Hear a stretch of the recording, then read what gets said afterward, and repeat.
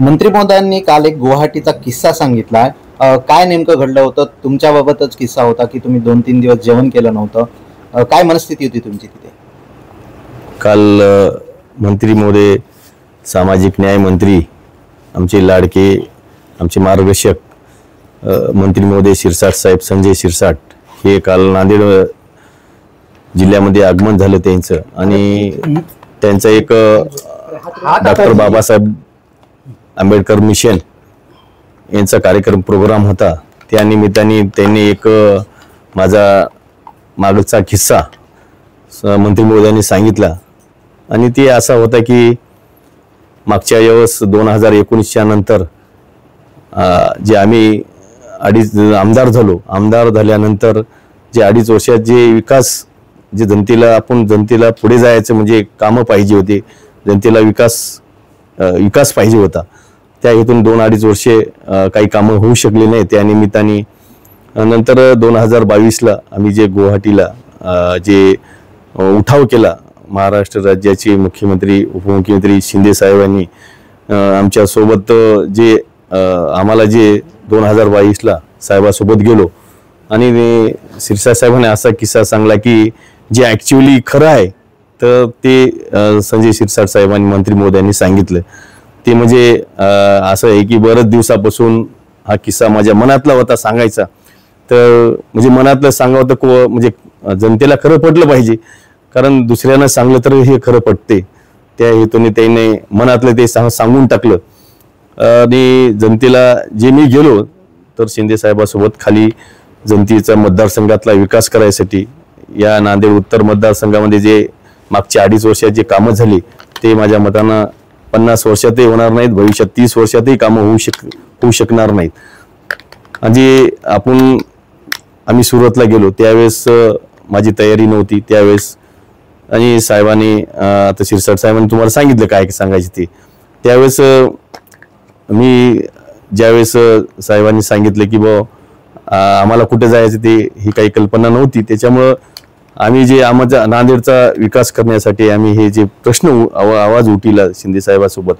मागच्या वेळेस शिरसाट साहेब सगळे मंत्री महोदय होते त्यावेळेस, आणि त्यांनी मला तयार केलं. आणि तिथं गेल्यानंतर आणि त्याने म्हणले तसं की बाबा बालाजी 2-3 दिवस डिस्टर्ब होता. त्यांनी खरं सांगितलं आणि खरंच होतो मी डिस्टर्ब, कारण मी जनतेसाठी, जनतेने मला निवडून दिलं, आमदार केलं, आणि आज मी जनतेला धोका देऊ शकत नाही हे खरं आहे. कारण जनतेनं मतदान केलं आणि त्या मतदानाला बैमानी ही काही मनात पडत नव्हती, तरी बी जनतेचा विकास, जनतेचे कामं, जनतेचं रस्त्याचे कामं, जनतेचं नांदेड उत्तर मतदारसंघ आरोग्याचे कामं, अशी शिक्षणाची कामं अशी करण्यासाठी हे करणं जरुरी होतं, कारण त्याच्याशिवाय काही मार्ग नव्हता. हे दोन्ही मनात येत होते की आपण काहीतरी जनतेसाठी केलं पाहिजे.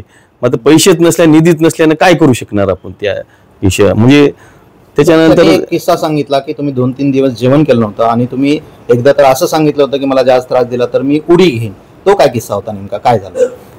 ज्यावेळेस माझा विचार नव्हते त्यावेळेस शिरसाट साहेबांनी सांगितले की हे जेवण केलं नाही. खरंच आहे, सत्य आहे, मी 2-3 दिवस डिस्टर्ब होतो. आणि ज्यावेळेस मला विनंती करत होते त्यावेळेस मी म्हणलो मी इथून हॉटेलून उडी मारल आणि मी संपून टाकली मला, कारण असं म्हणजे असं विचार झालती माझे म्हणजे. आणि त्यावेळेस शिंदे साहेबांनी मला ताकद दिली आणि हे दिले की बालाजी तुला 2.5 वर्षात जी कामं झाली जनतेची कामं करण्यासाठी तुझ्या सोबत आहे, आणि एनी टाइम 24 तास केव्हाही तुला बालाजी मी जोपर्यंत आहे तोपर्यंत तुझ्यासोबत राहील, असं शिंदे साहेबांनी सांगितलं. तेव्हा शिंदे साहेबांसोबत राहिलो. आणि तुमच्या कुटुंबाशी बोलले, काय झालं? ज्यावेळेस मी तयार नव्हतो गुवाहाटीला त्यावेळेस स्वतः आमच्या मिसेसची, तुम्हाला माहित आहे ते मुंबईला आल्यानंतर, मुख्यमंत्री झाल्यानंतर जेव्हा 70 साहेबाचा कार्यक्रम होता सभागृहामध्ये, त्यावेळेस तुम्ही ऐकलं असेल चांगलं की बालाजीला आम्ही घेऊन गेलो. आता बालाजीचा जे शब्द दिला ते 100% मी बालाजीच्या मिसेसला बोललो त्यांनी, आणि सांगितलं असं की मी 100% बालाजी सोबत आहे आणि सोबतच राहील. जे बालाजीला शब्द दिला ते 100% मी बालाजीचा पूर्ण करील असं सांगितल्यानंतर म्हणजे जनतेचे कामं झाली पाहिजे या हेतूने साहेबांनी सांगितलं. त्यावेळेस मी 100% साहेबांसोबत राहिलो. जेवण केलं नव्हतं गुवाहाटीच्या हॉटेलमध्ये, तुम्ही चिंतेत होतात. ठाकरे कुटुंबाशी बेईमानी होईल, काय चिंता होती नेमकी की ठाकरे कुटुंबाशी आपल्याला आता फारकत घ्यायची, नेमकं काय मनात चाललं होतं? माझ्या मनात एकच होतं की बाबा आपण जनतेने मला निवडून दिलेलं आहे, आमदार केलं आणि मी जनतेसंग बेईमानी कशी करणार या हेतूने असे मनात दुहेरी मन होतं. त्या हेतूने की जनतेची कामं झाली हे मी बरोबर आहे.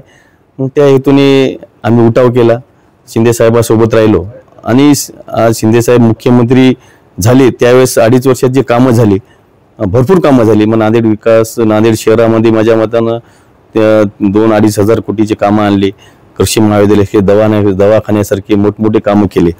आणि त्यावेळेस आम्हाला काय त्रास झाला, ज्यावेळेस आम्ही उठाव केला, आमच्या घरावर परिवारावर बरेच काही आमच्या हे काढल्या, अंत्ययात्रा काढल्या, आमच्या घरावर दगडफेक केली, आमच्या घरावर दारू पिऊन लोक आले भरपूर.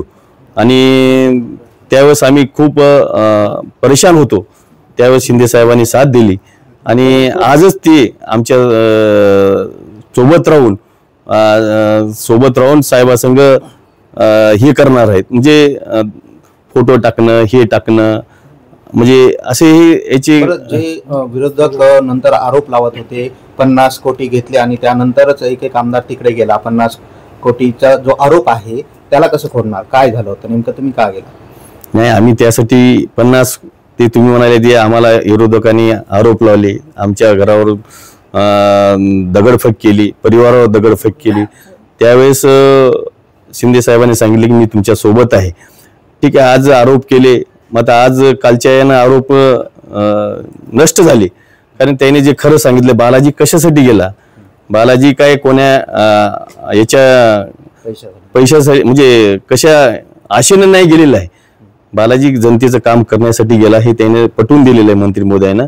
आणि ज्यावेळेस आमची त्यावेळेस परिस्थिती खूप बिकट होती, त्यावेळेस म्हणजे वातावरण खराब झालं आणि त्यावेळेस शिंदे साहेब आमच्या सोबत राहिले.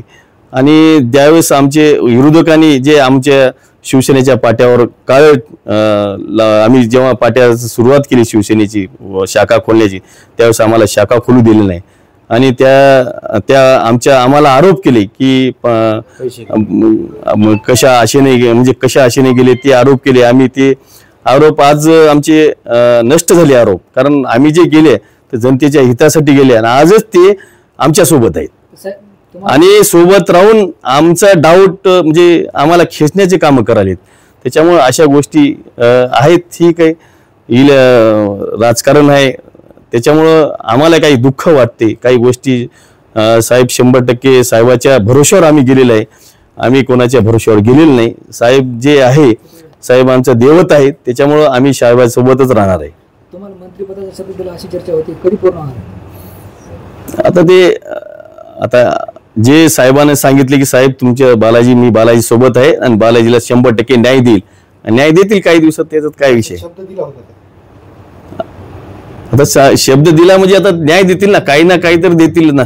100% मला जे ताकद देतो म्हणले, जे शब्द दिलेला आहे ते 100% काही दिवसात तुम्हाला दिसेल काय नाही.